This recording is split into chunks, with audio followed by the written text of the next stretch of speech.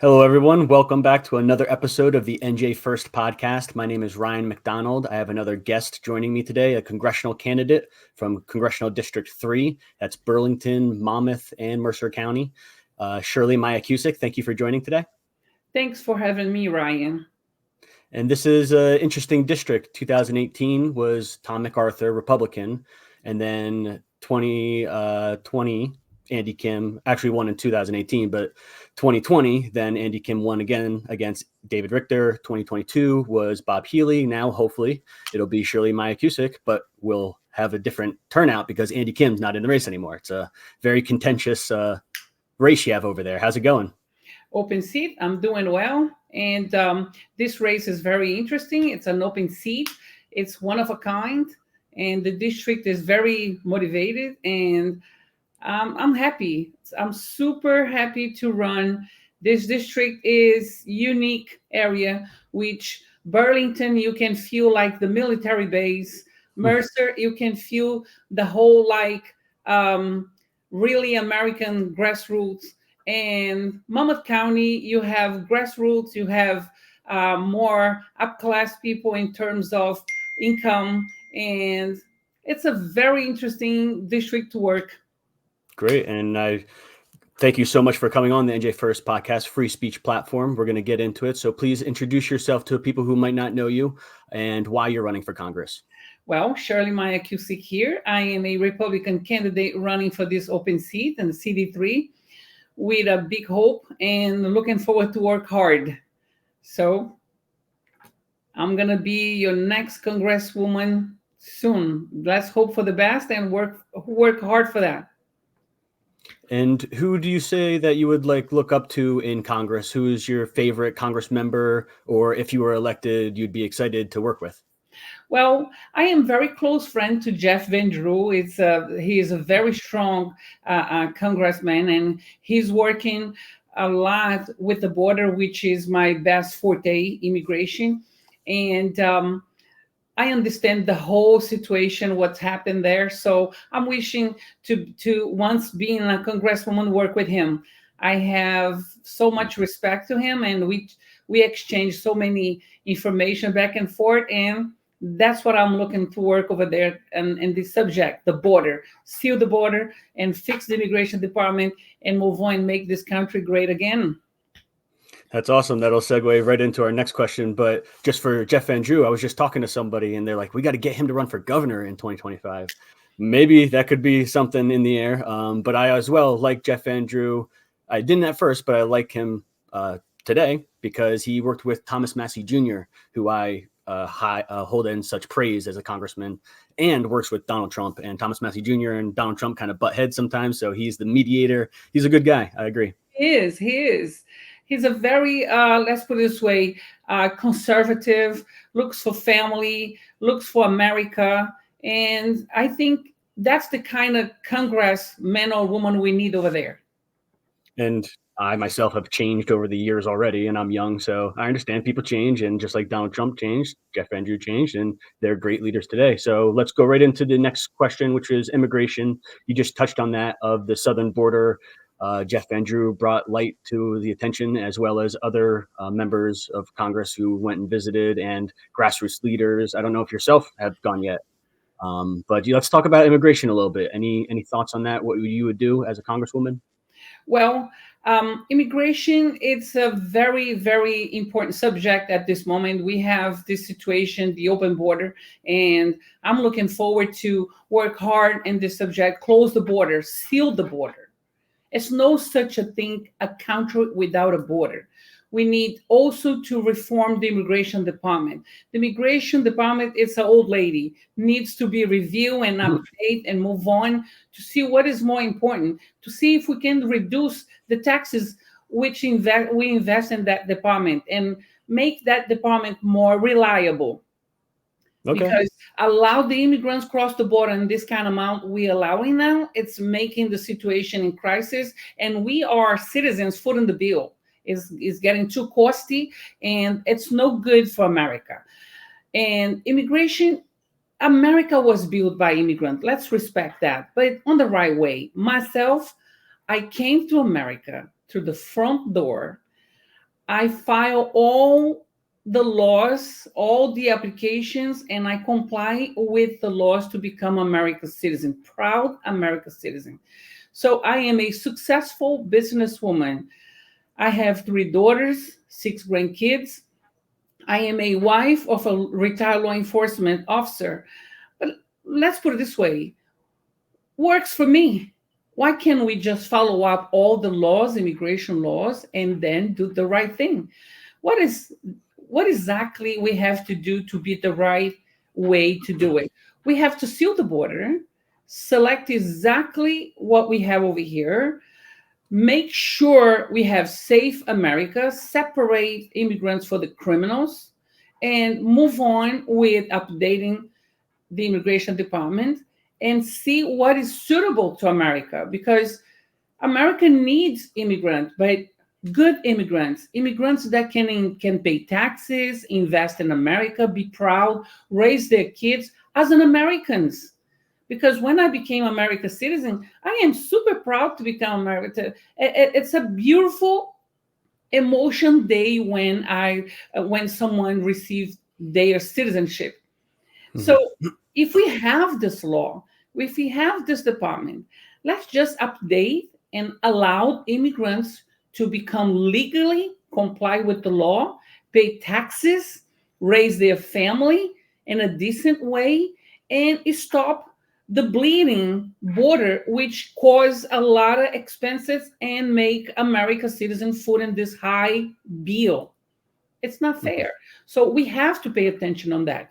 It's important. It's super important to we seal the border and upgrade immediately the immigration department, and also bring together all the branches together: ICE, Immigration Cost Enforcement, also CBP, Custom Border Patrol, also FBI, Federal Bureau Investigation, Homeland Security. Put all the bureaus together and share intelligence in order to find out how we're going to resolve this matter. We have the source.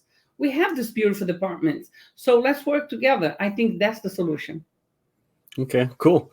Appreciate that and outlining that, giving us your opinion on all that. And I do understand that opinion because it's a process that must be reformed. It's just my opinions might differ a little bit on other people, conservatives even, of how it should be reformed and who people should be focused on when it comes to America first. I understand immigrants played a large role in creating America, as well as some of my ancestors, but I do have a lot more ancestors that are American. We're born and bred America. We don't have another country to call our own. So things like protecting jobs when it comes to I'm going to get this wrong, but H1B visas, HB1 visas, those are for the white collar jobs. We have plenty of graduates that can have those jobs. We don't need all of these immigrants from outside the country to fulfill these jobs, as well as I think blue collar jobs. But that's just a different narrative. I understand your narrative completely, where it's the border. There is an immigration process. You yourself are an immigrant, came over the legal way. Should be the structure that is set and, like you said, reformed. I agree with you. And I would just like to ask one question on that. And it is what conservatives have to battle between themselves for their parents' generation of Ronald Reagan. Ronald Reagan, that great conservative, they would call it, but he is known for turning California blue.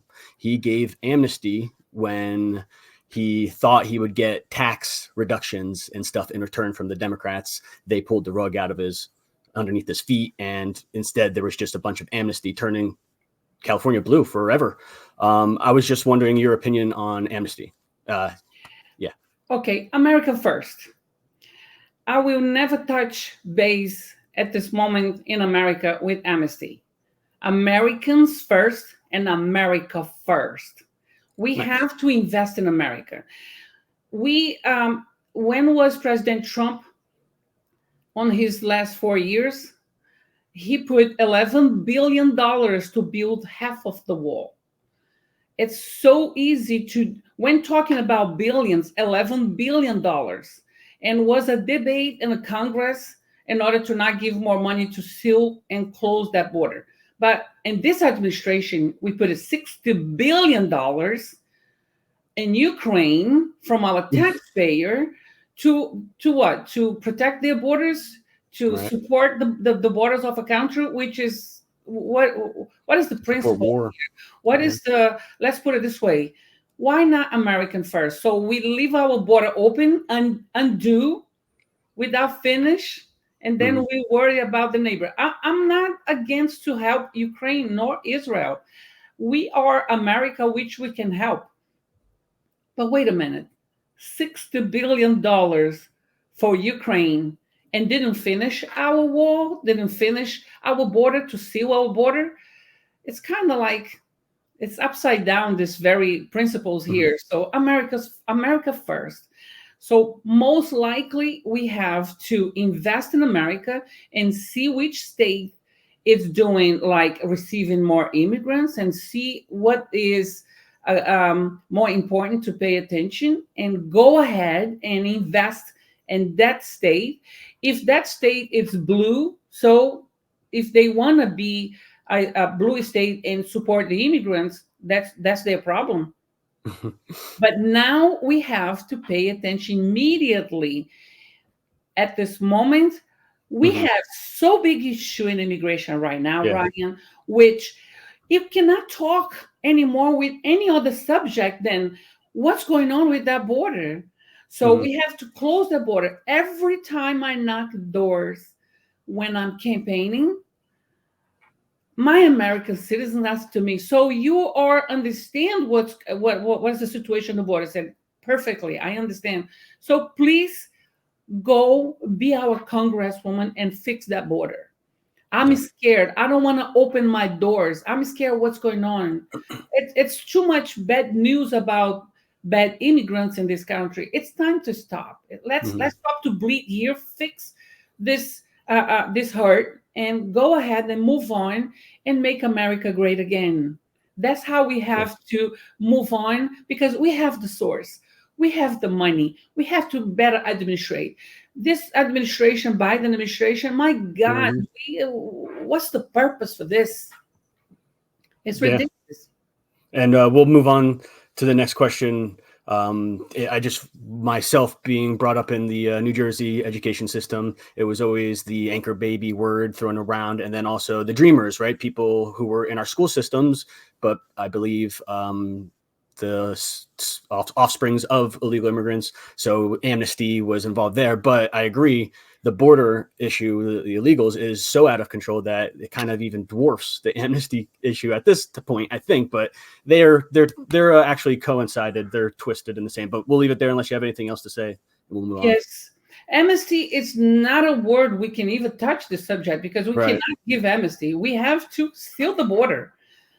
After we seal the border, fix the immigration department and see exactly how can we enforce the Mhm. laws in terms of for those immigrants already are here and separate what is good immigrant and bad immigrant and move on for Mhm. the next subject, which is the United States economy.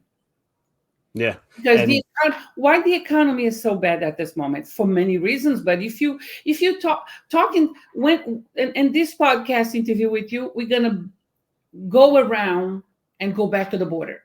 Why? If you go to the school right now, the board of ed, they are completely crowd with kids which has even cannot speak the languages. The teachers, mhm. they are frustrated. So the immigration problem.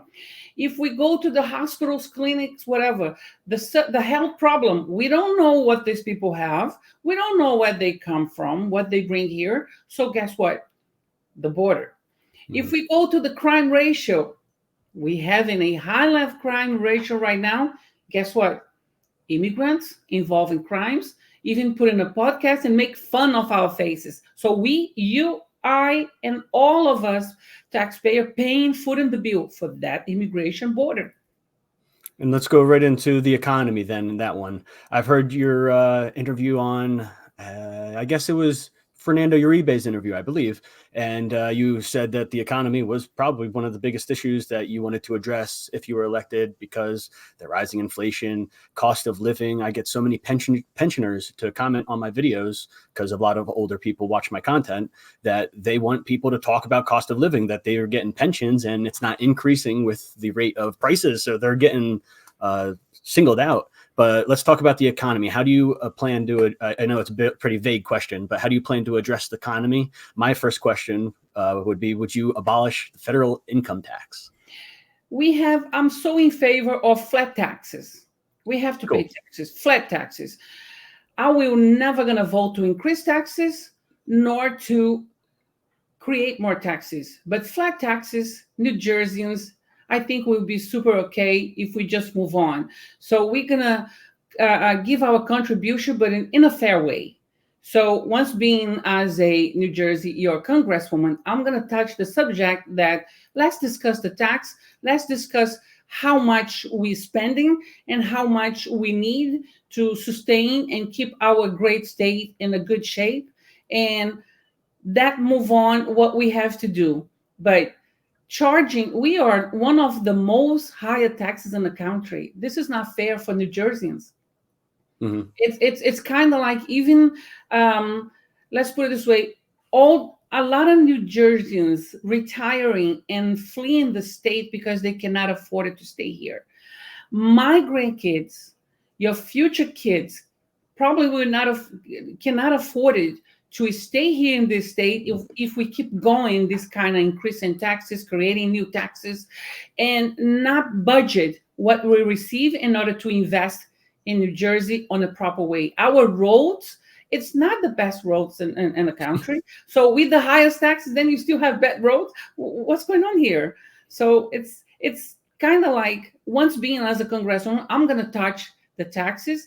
I'm going to propose flat taxes and much more. I want to review how much we spend, how much we need to organize in terms of the budget, like a housewife. So if I make enough money to budget my house, the money comes in has to fit and pay the bills and a little bit more. So I cannot accept that we receiving and charging all the taxpayers so high taxes, and we still have that, and we still not have beautiful roads. We still didn't touch a lot of subjects which New Jerseyans need. So we foot in the bill, and we're not attending the necessity, the needs for New Jerseyans. So it's something wrong in there, right? So I want to touch that subject. At this moment, we pay more and take less to the house. You go to the groceries and everything is double. The milk, double the price. Everything, double the price. The gas is ridiculous, double the price. So how we have to fix that. So I love New Jersey, and on the subject of economy, I'm going to be hard. I'm going to try to fix the taxes to be fair and budget better in order to reinvest better in this state. Awesome. Thank you so much. I hope to end this conversation on just one last question. We can just speak off the cuff because you probably can talk about it. Brazil. A lot of news just happened in Brazil with Lula, the president, I guess, censoring Twitter or asking Twitter to be censored. And Elon Musk said, no way. So now Twitter's not allowed in Brazil, I guess, or maybe that might be what ends up happening. It kind of sounds a lot what we went through with the Twitter files being released in America, finding out that the FBI was basically in charge of Twitter, telling who could be permitted what to say during the COVID pandemic. Let's just hear if you know anything about what's happening over in Brazil, your home country. What happened? Yes, as a Brazilian born, I came to America in about 30 years ago because of that corruption. And I'm very proud to be an American citizen. And at this moment, we're facing more severe corruption over there. So as a dictator, Alexandre de Moraes, he is the president of we call Ministério da Justiça. This guy is a dictator. So because he's practicing exactly what is the opposite of freedom. So he called the Twitter and not the Elon Musk and asked him to shut the accounts for those ones are willing to express their opinion about what they not like in the country. I applaud to Elon Musk, and he did the right thing. And I hope, with that being said, the government had stopped to just persecute, because that's what they have over there right now. It's Alexandre de Moraes is a dictator. He's not the president, but he's managing and driving and presiding the country before up front the Lula. Lula is it's practically nothing. It's he pulling the strings and manage the whole country by himself. So he's kind of like in a border to be the new Castro. So I applaud to Elon Musk to say no, and we have this over here before. Remember when they just closed President Trump's Twitter's account, and then he bought the tweet and give back to President Trump? So they attempt to do the same there. So he said no. So I think it's important. Freedom, it's a thing which everyone need to have to express. So it's important that you have. In Brazil is a beautiful country, but as an American citizen, my main preoccupation, my main concern to America is to not get what we have there. Nice. Because what happened in there, it's little by little, step by step, is getting here. So from the day one, my campaign is fighting for corruption. We have to stop corruption. And it's easy to turn this country in a blink of eye as a leftist. So, and this administration for Biden, it's you can see that.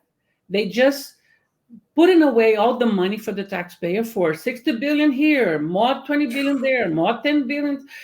Then people just think like, oh, he's good. But no, that's not the way we administrate this country. But on the way, if you pay more attention, it's like we kind of losing America. It's slipping away from our hands step by step. I passed through this experience. I'm seeing this in Brazil. I am super afraid to America goes to the same way. I'm very concerned. That's why I'm running. I'm running to cut corruption and put America on the right track. That's why I want to give my hard work to America, because I know what does that mean. I know what does that mean on the border. I know exactly what corruption, what takes to live in a country with a lot of corruption. And we have to stop this and move on and bring America back to us. I think that's a great part to stop right there. That was a great interview that we had. Shirley Maia-Cusick, Congressional District 3 in New Jersey. That's Burlington County, Mercer County, and Monmouth. And please tell the viewers of NJ1ST where they can find your campaign, donate, volunteer, anything. I'm looking for all the beautiful volunteers. Anyone can donate on my website, which is shirleyforcongress.com. And we're going to win this election. We're going to make New Jersey beautiful. Once being your congresswoman, I'm going to work hard and represent New Jersey hard for us to make America great again and bring our American dream back to us.